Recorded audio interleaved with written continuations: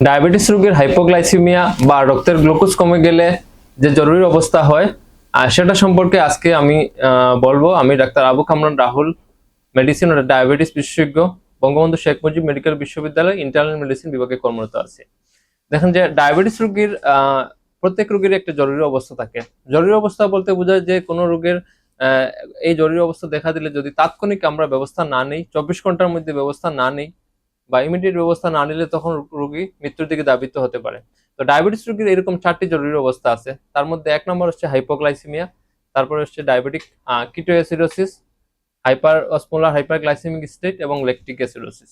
তো এই 4টা জরুরি অবস্থাকে যদি আপনাদেরকে খুব সংক্ষেপে বলি তাহলে সেটা বলে ডায়াবেটিস, আপনার ব্লাড গ্লুকোজটা অনেক সময় বেড়ে যাওয়া এবং অনেক সময় কমে যাওয়া।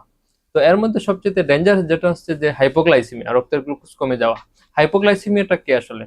যখন আমাদের রক্তের ব্লাড গ্লুকোজটা 3.9 মিলিমোল পার লিটার, আমি আবার বলছি যে 3.9 মিলিমোল পার লিটার এর নিচে কমে যায়, তখন আমাদের শরীরে যে প্রতিক্রিয়া দেখা দেয় তখন তাকে আমরা হাইপোগ্লাইসিমিয়া বলি।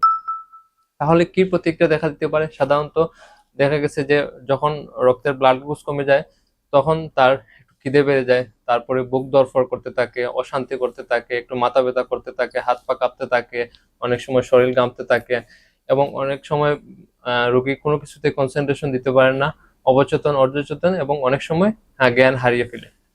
তাহলে এই অবস্থাটা কেন হচ্ছে আমাদের? হাইপোগ্লাইসিমিয়া হওয়ার কারণ কি? সাধারণত হাইপোগ্লাইসিমিয়া হয় যারা ইনসুলিন ব্যবহার করে তাদের ক্ষেত্রে হয় কি, অনেক সময় তাদের বরাদ্দের চেয়ে বেশি ইনসুলিন যদি নিয়ে নেয় সেক্ষেত্রে ব্লাড গ্লুকোজ কমে যেতে পারে। আবার অনেকের ক্ষেত্রে ইনসুলিন নিয়েছে কিন্তু ইনসুলিন নেওয়ার পর সঠিক সময় সে খাবারটা খায়নি, খাবারটা খেতে দেরি করে ফেলছে অথবা ভুলে গেছে, তখনও কিন্তু হাইপোগ্লাইসিমিয়া হতে পারে। আবার অনেকের ক্ষেত্রে দেখা গেছে যে হঠাৎ করে সে শারীরিক অনেক বেশি ব্যায়াম করে ফেলছে বা জিম করে ফেলছে, তখন কিন্তু তার অনেক বেশি কায়িক পরিশ্রম হলেও হাইপোগ্লাইসিমিয়া হতে পারে। আবার কারো যদি আম, অনেক সময় বমি কিংবা পাতলা পায়খানা হয়, খুব বেশি হয়, সেক্ষেত্রে কিন্তু হাইপোগ্লাইসিমিয়া হতে পারে। আর এছাড়াও আরো অন্যান্য কারণে হাইপোগ্লাইসিমিয়া হতে পারে, যেমন ইনসুলিনের সিরিঞ্জ, আপনারা জানেন 40 এবং 100 আছে, যদি সেটাতে সামঞ্জস্য না হয় অনেক ক্ষেত্রে হাইপোগ্লাইসিমিয়া হতে পারে। তাহলে এই হাইপোগ্লাইসিমিয়া হওয়ার যদি কারো হয়ে যায় তাহলে আমাদের কি কি করতে হবে? যে হাইপোগ্লাইসিমিয়া হয়ে গেলে আমাদেরকে প্রথমে যেটা করতে হবে যে লক্ষণটা টের পাওয়ার সাথে সাথে রোগী যদি সে নিজে লক্ষণ টের পায় তখন নিজ থেকেই সে কোনো কিছু আশেপাশে খাবার যা পাবে কোনো কিছু খেয়ে ফেললেই হবে। আর যদি তার সুগারের লেভেলটা হচ্ছে কি যে আরো আমরা সাধারণত মাইল্ড মডারেট সিভিয়ার হাইপোগ্লাইসিমিয়া তার তীব্রতা অনুযায়ী চিকিৎসা দিই।